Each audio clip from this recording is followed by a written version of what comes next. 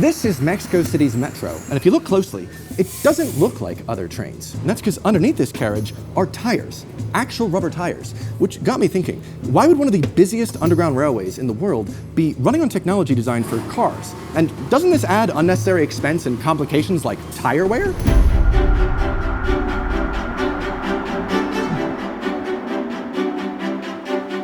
Mexico City is not built on normal ground. It's built on the remains of Lake Texcoco, an enormous lake system that once filled this valley. But because the city is built on a lake bed, it means the soil beneath it is soft and compresses unevenly, which results in many issues that I talk about in an upcoming video, coming very soon. When Mexico City started building its metro system in the 1960s, engineers had to ask themselves many questions. How can we move millions of people throughout the city most efficiently? How can we build this system in an area in which the ground is sinking unevenly and everything needs to be stable? And finally, how can we prevent that problem from getting any worse? I mean, as you can see, most trains in other places, we've got steel wheels on steel beams.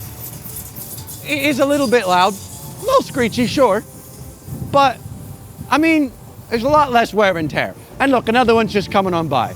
Just give them a wave. Wow, majestic creatures.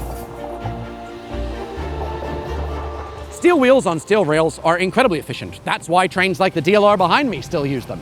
Sure, they might be a little squeaky, a little screechy. However, one of the big things that this system has that rubber tires don't, well, they reduce vibrations. I think you could probably understand why a city like Mexico City would not want their trains to be adding extra vibrations to the soil. So the sand grains are bouncing off each other, the water's coming up, and that makes an uneven surface of the earth, so buildings don't have a very good foundation. And you can see how the pennies end up collapsing because they weren't on very stable soil. So Mexico City went with a system that had already been tested elsewhere. That's right, Paris. In the 1950s, the Paris Metro had been experimenting with rubber-tired trains that were developed in part with Michelin. You know, the tire company that also for some reason is involved with restaurants and food.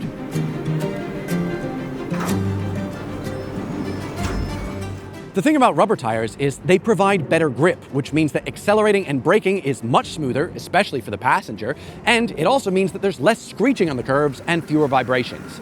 Sounds like a win-win-win-win-win, right?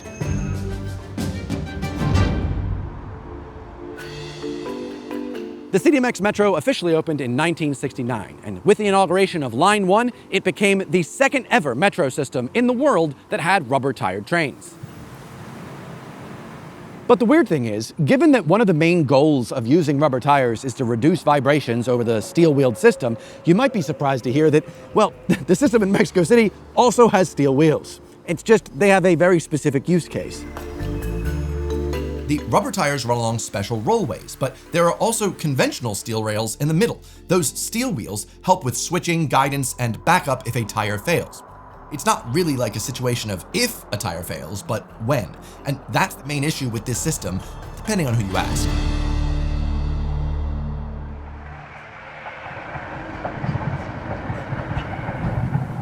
If you ask an average person what their opinion on this is, they'd probably say that, you know, they appreciate some of the pros of the rubber tires that we've discussed, but also the negatives, that including, well, when rubber gets heated up, when braking and accelerating quickly, it's going to pass particulates into the air. That's probably not for the best. But if you ask the tire company Michelin, they're probably just gonna say, hey, it's the cost of doing business. It just happens to be that this metro system requires a lot of their product that need to be purchased every single year and makes them a lot of profit. Hey, seems like an okay system to us, right? And after Michelin got the system to work in Paris and they moved on to Mexico and it worked there as well, they moved to Santiago, to Montreal. The rubber-tired system actually exists in quite a few cities around the world. So depending on how charitable you are, this is either a beautiful example of French engineering solving a very specific urban problem, or one of the greatest tire sales pitches in public transport history. Honestly, I do think it's a bit of both.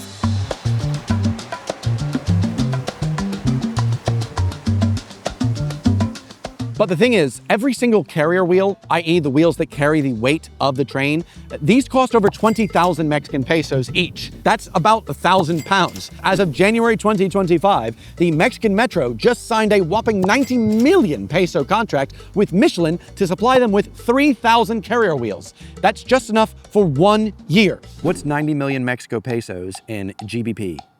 What? Holy shit. That's a lot of money. 4 million quid every year for the tires? So essentially that's an added cost, a value of 4 million British pounds each and every year, just for something that's going to be blowing out constantly.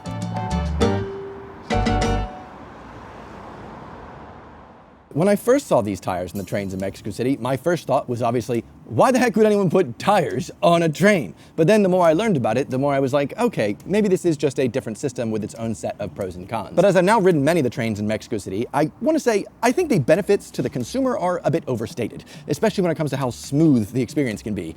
When I rode the trains, it wasn't like, ooh, stopping and starting was a super smooth experience for everyone, but people were jostling all around the carriage, so it really wasn't that good. But hey, there is one benefit to the system that I don't think anyone can argue about.